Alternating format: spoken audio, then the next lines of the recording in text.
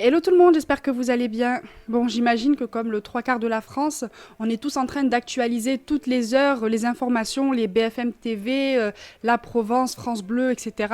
pour avoir des nouvelles sur la disparition de la petite Lina qui a disparu depuis maintenant un peu plus de 2 semaines. Je vais beaucoup sur le site du Nouveau Détective parce qu'en général, ils ont des témoignages exclusifs et j'ai l'impression que les informations passent d'abord par ce site avant d'être transmises aux autres médias. J'ai l'impression qu'ils sont au courant en avance des avancées de l'enquête. Cette semaine, j'ai reçu le dernier numéro papier du magazine et ils ont fait un condensé, un résumé de cette affaire depuis le début.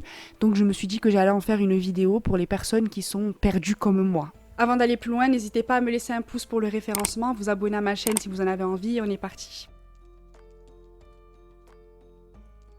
Lina est une jeune adolescente de 15 ans. Elle a toujours vécu à Champenay, un hameau de la commune de Plaine dans les Vosges, dans une petite maison blanche toute sympathique près de la forêt. C'est une fille unique qui vit avec sa mère Fanny, qui est infirmière de profession. Les parents de Lina sont séparés, mais on n'a pas du tout d'informations sur le père, à moins que je sois passée à côté. Mais Lina semble quand même s'épanouir comme une adolescente ordinaire. C'est une ado très timide, mais joyeuse.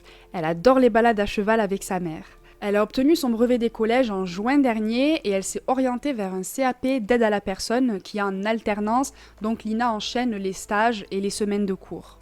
En fin septembre, elle trouve un stage au Proxy de Saint-Blaise-la-Roche, qui est une épicerie, un tabac ainsi qu'une poste. Bon, ça n'a rien à voir avec ce qu'elle veut faire, mais elle est très contente de son stage, elle est très contente d'avoir découvert le monde de la vente et elle a un très bon contact avec la clientèle. C'est là qu'elle rencontre Zoé, sa collègue de travail, avec qui elle va très bien s'entendre. Mais même si Zoé apprécie l'adolescente, elle apprécie un peu moins son petit ami, Tao, qu'elle ne sent pas trop. Lina et Tao se seraient rencontrés en 2019 et ils étaient d'abord amis et ils se seraient mis en couple il y a seulement quelques mois. Il a 19 ans, il vient de Marseille et il a un apprentissage de la mécanique en tant que compagnon du devoir, un organisme de formation professionnelle. Cet été, Tao est monté à Plaine voir Lina et par la même occasion, il a rencontré Fanny, sa mère. Et le courant apparemment est bien passé. Fanny, elle apprécie beaucoup Tao et après, il devient banal qu'il vienne voir Lina à la maison et il a même le droit de dormir chez elle. Tao finit par s'installer en Alsace pour poursuivre sa formation à Strasbourg et bien sûr pour se rapprocher de sa belle. À Champenay, il arrive à se faire une bande de potes et notamment une mère de famille de 2 enfants qui a la trentaine environ et ils passent leur temps un peu à traîner dans la commune et à s'échanger des joints. Mais comme je l'ai dit plus tôt, Tao ne fait pas l'unanimité et Zoé, la collègue de Lina, ne le sent pas trop, elle aime pas sa dégaine et elle aime pas le fait qu'il traîne dans la commune alors que personne ne le connaît. Ainsi, les fois où Tao vient devant le Proxy pour chercher Lina, Zoé lui demande d'attendre Lina à l'extérieur du magasin. Le 22 septembre à 16h, Tao se gare devant le Proxy comme à son habitude, sauf que cette fois-ci, il est vachement en avance. Lina enfile rapidement sa doudoune et Zoé lui demande si elle doit s'en aller puisqu'il est encore très tôt, ce à quoi Lina va répondre que non, elle a froid. Zoé va alors lui dire « T'es au courant que ton copain t'attend devant le magasin ?» Et là, Lina va lui répondre d'un air un peu détaché que oui, elle sait parce qu'il est venu réviser ses cours et chercher un endroit tranquille pour pouvoir réviser.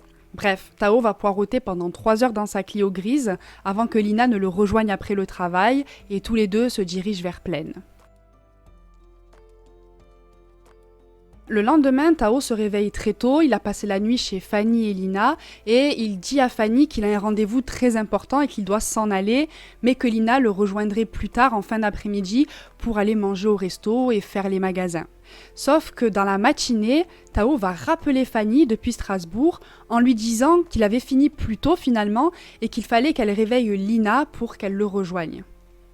Fanny s'exécute et selon elle, sa fille était toute contente de partir rejoindre son chéri. Elle enfile sa petite robe grise, ses Converse et sa doudoune blanche et vers 11h, elle embrasse sa mère et elle s'en va pour la gare. À pied, il y en a pour environ 30 minutes, soit 2,9 km, et la jeune fille est une habituée de ce trajet, donc ça ne l'inquiète pas plus que ça. Son TER pour Strasbourg passe à 12h04, donc elle est en avance, et elle a le temps de prendre un petit selfie vidéo de sa tenue pour prévenir Tao qu'elle est sur la route.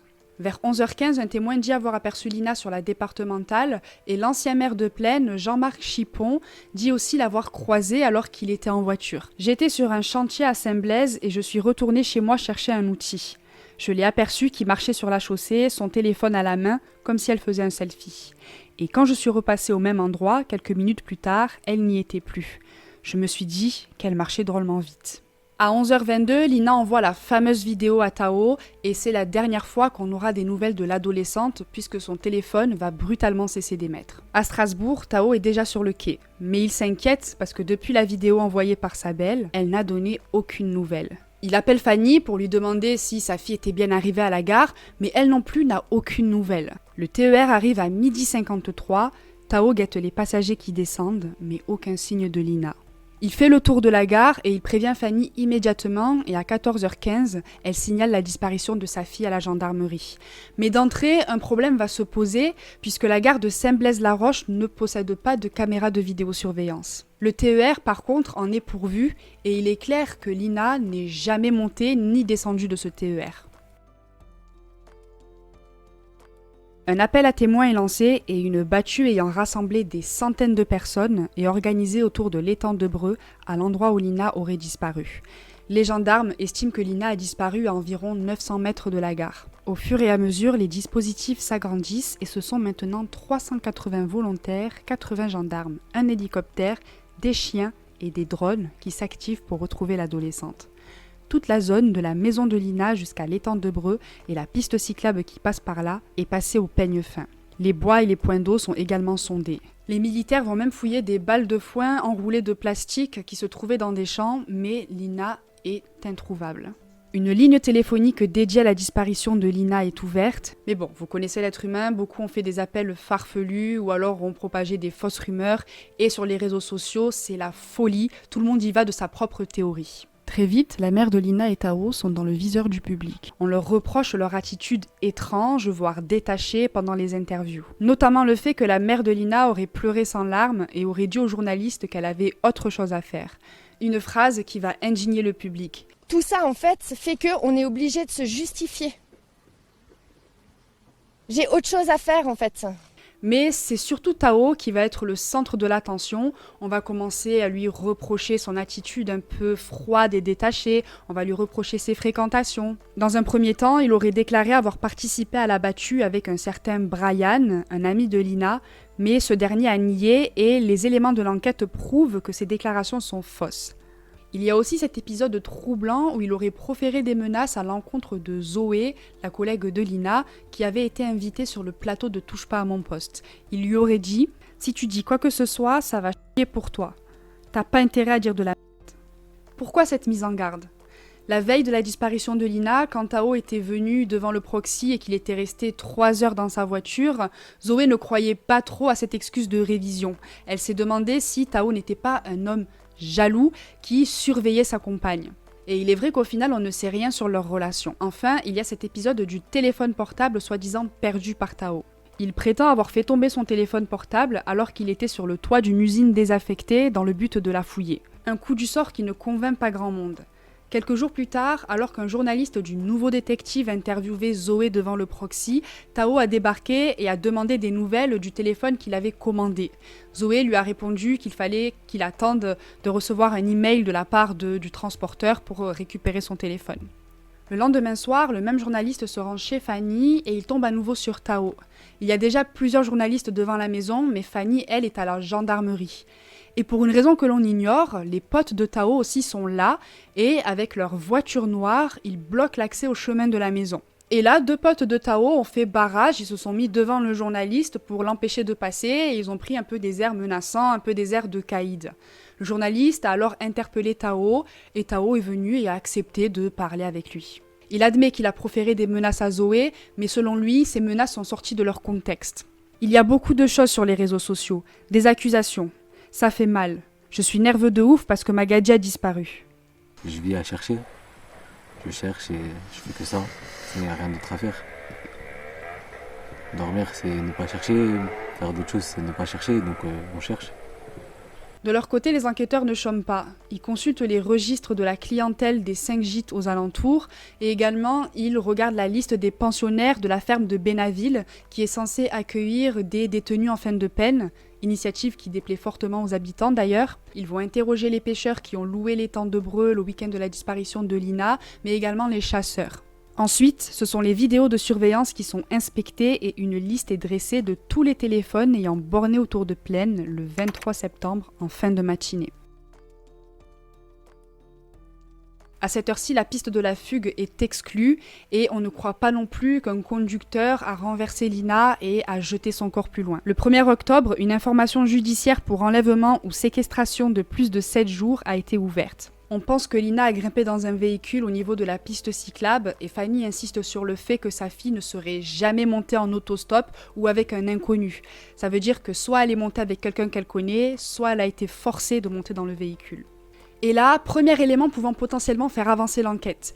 Une Clio sombre a été aperçue en temps et en heure dans la zone où Lina a disparu. Une grande opération est coordonnée dans la commune et 6 Clio suspectes sont fouillées, dont celle d'un professeur de musique de 40 ans vivant à Dispar. Il aurait apparemment fait des déclarations un peu farfelues qui laisseraient penser qu'il cachait quelque chose. Sa maison a donc été fouillée tout le week-end, puis l'homme a été interrogé à nouveau, mais apparemment il aurait été lavé de tout soupçon cette fois-ci.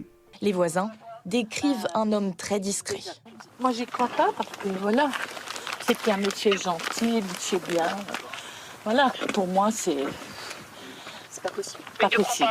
Autre fait peu rassurant, une autre adolescente, Karine, 14 ans, aurait été abordée par un homme conduisant une Citroën grise quelques jours avant la disparition de Lina. La première fois, il l'aurait klaxonné alors qu'elle rentrait du collège, et la deuxième fois, le 21 septembre, il était 6h du matin quand Karine se rendait à son collège, et là, la même Citroën grise s'est arrêtée à son niveau et aurait commencé à ouvrir la portière.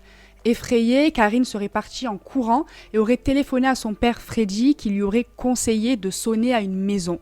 Le problème, c'est que toutes les maisons étaient éteintes, donc Karine a continué à courir jusqu'à se réfugier à un arrêt de bus. Karine ressemblerait en plus à Lina, donc on se demande si c'est pas cet homme qui 2 jours plus tard a croisé Lina et en croyant que c'était Karine, l'a enlevée une bonne fois pour toutes. Pour en revenir au téléphone de Lina, Margot, sa meilleure amie, est revenue sur ses derniers échanges avec elle. Je l'ai eue au téléphone peu avant 11h. Elle m'a dit « je vais partir ». Elle avait l'air normale. Mais ensuite, quand j'ai voulu la rappeler, elle n'a pas décroché. On s'est contenté d'échanger des textos et bizarrement, elle ne m'a plus répondu que par des « ok » ou des « d'accord ». Ce n'est pas son genre. En plus, elle n'utilise jamais de ponctuation. Dernier rebondissement en date, le téléphone de Tao a été retrouvé le 6 octobre dans un ancien garage près de chez l'adolescente. Tao était retourné sur place pour tenter de récupérer son téléphone à l'aide d'une ficelle et d'un aimant, et un témoin ayant vu la scène a contacté la gendarmerie. La gendarmerie est donc venue sur place pour l'aider, et apparemment le téléphone était en fait tombé dans la gouttière qui passe dans le bâtiment sous une dalle. Les gendarmes ont cassé un bout de dalle et ont pu récupérer le téléphone. Le téléphone de Tao pourrait fournir des informations cruciales aux gendarmes. Tout d'abord, ils vont se concentrer sur la vidéo que Lina a envoyée à 11h22 à Tao, dans l'espoir d'apercevoir une silhouette suspecte, un véhicule suspect ou quoi que ce soit. Puis, ils vont regarder un peu les messages, les SMS, les réseaux sociaux, ainsi que les photos et les vidéos du téléphone. L'entourage de Lina est dans l'attente et je n'imagine même pas la douleur que ça doit être d'avoir perdu quelqu'un de proche et de ne pas savoir où il est, ce qu'il est devenu, s'il est en vie ou pas. On espère en tout cas que Lina est toujours en vie, même si c'est vrai qu'au bout de 15 jours, les espoirs s'amenuisent. Tao aurait un alibi, a donc été lavé de tout soupçon, donc il serait temps pour les Benson et Stabler du net d'arrêter de faire des suppositions vaseuses et surtout arrêter d'harceler la famille, l'entourage de Lina, que ce soit sa mère, Zoé ou Tao. Et puis surtout, c'est contre-productif parce que d'une, vous ne faites pas avancer l'enquête. Et deuxièmement, s'ils sont innocents, c'est double peine. Ils ont perdu quelqu'un de proche, ils sont tristes. Et en plus, ils se font menacer à vie. Je pense déjà que Tao et la famille de Lina auront toujours cette image de personne qui a perdu quelqu'un de proche. Alors si en plus, ils ont l'étiquette de criminels alors qu'ils n'ont rien fait... Je trouve que c'est dommage quand même. Après, nous sommes tous humains, nous vivons tous un peu un ascenseur émotionnel dans cette enquête parce qu'il y a toujours des rebondissements puis des retombées, un peu comme l'affaire Émile. Et je vais pas faire l'hypocrite, moi je pense que je suis la première à me faire des hypothèses quand je lis des articles en me disant tiens, lui il est louche, ça c'est suspect, pourquoi il a dit ça, etc. Mais jamais de la vie j'irai menacer ou parler aux personnes concernées. On est tous dans l'attente et on espère une résolution rapide de cette affaire, donc je comprends un petit peu l'engouement autour de cette histoire. Mais voilà, on n'a plus qu'à attendre et faire confiance aux enquêteurs. En tout cas, je vous tiendrai au courant s'il y a du nouveau, soit en short, soit sur TikTok, ou soit en vidéo encore une fois, si j'ai assez de matériel et surtout si j'ai compris quelque chose aux avancées de l'enquête.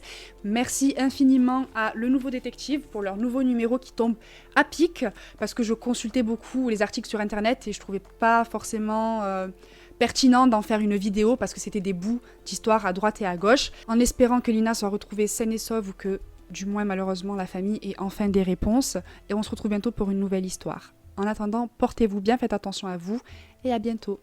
Bye. On se bat, on continue aujourd'hui, ce soir, à chaque instant, on se bat. Toujours jusqu'au bout. Je remercie tout le monde, hein, vraiment. Tous ces gens, ils m'aident vraiment beaucoup. Je l'ai dit, j'ai mis un petit message sur les réseaux. Vraiment, toutes les bonnes ondes, je les prends et elles m'aident à avancer. Et toutes ces bonnes ondes, je les envoie à Lina.